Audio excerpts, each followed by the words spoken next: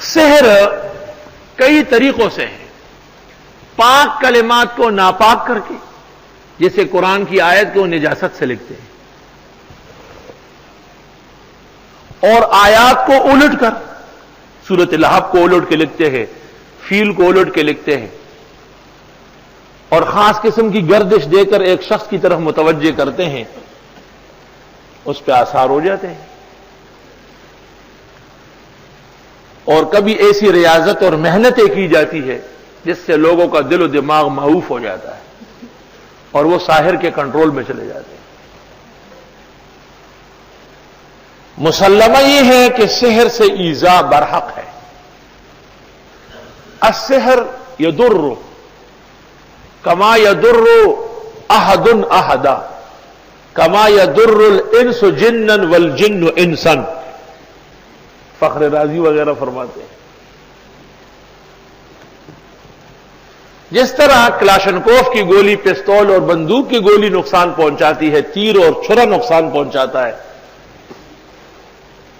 اس طرح سحر سے بھی نقصان ہوتا۔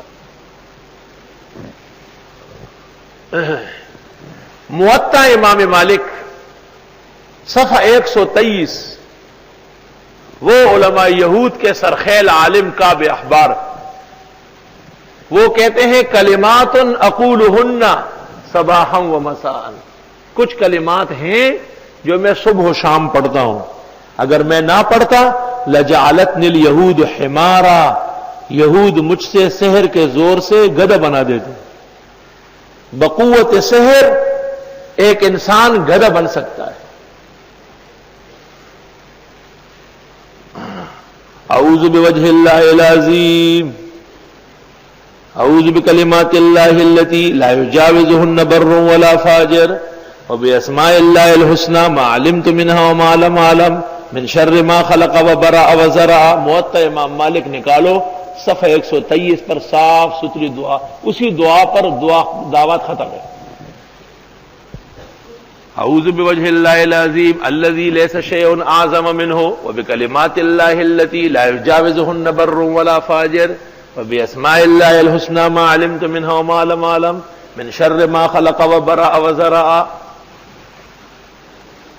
آیت الکرسی اگر خاص مقدار سے پڑھی جائے ہمیشہ تو سحر، جن، بھوت، شعبدے، سفلی، تمام کے تمام ٹوٹکے اور شیطانی اعمال سب ختم ہو جائیں گے۔ لیکن یہ ایک دن دو دن کا کام نہیں، عمر بھر کا وظیفہ ہوگا۔